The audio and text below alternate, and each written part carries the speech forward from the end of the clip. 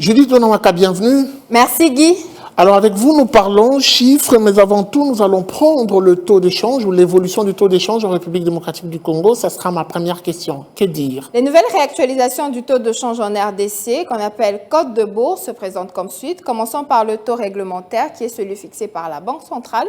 Et actuellement, un dollar revient à 2558 francs congolais. Un franc CFA vaut 4,13 centimes et 1 euro vaut 2709 francs. Maintenant, prenons l'espace parallèle. Nous avons pointé particulièrement la commune de Kitambo et dans cet endroit, un dollar se change à 2600 francs, un franc CFA à 4,14 centimes et 1 euro vaut 2800 francs. J'aimerais qu'on interroge cette fois-ci la loi des finances. Qu'est-ce qu'elle dit exactement sur le contenu du budget 2023?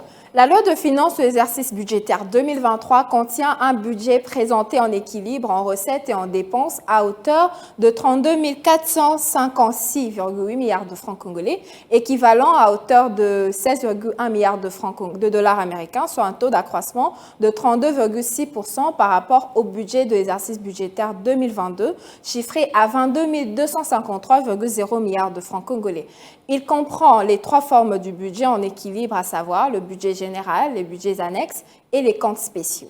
Alors, la loi est assez claire. J'aimerais qu'on parle aussi de la répartition des dépenses de ce budget 2023. Les dépenses du budget 2023 sont constituées des dépenses courantes de l'ordre de 17 457,1 milliards de francs congolais, des dépenses d'investissement de 11 618,5 milliards de francs congolais, des dépenses exceptionnelles de 1224,0 milliards de francs congolais. Elles représentent respectivement 57,6%, 38,3%, 4,0% du budget général. Entre autres, les dépenses courantes comprennent la dette publique et frais financiers de 1637,5 milliards de francs congolais, les rémunérations à 7130,0 milliards de francs congolais, le fonctionnement à 14 112,6 milliards de francs congolais, les transferts et subventions à 4 577,0 milliards de francs congolais. On se quitte avec cette question sur les priorités sectorielles de ce budget 2023.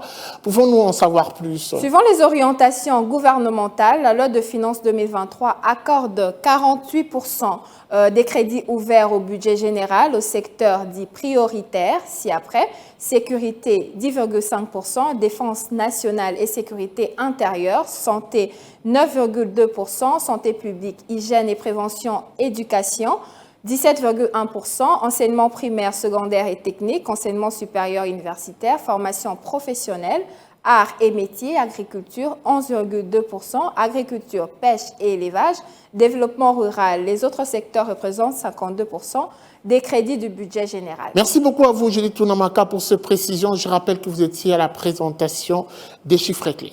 Merci à vous, Guy. C'était un plaisir.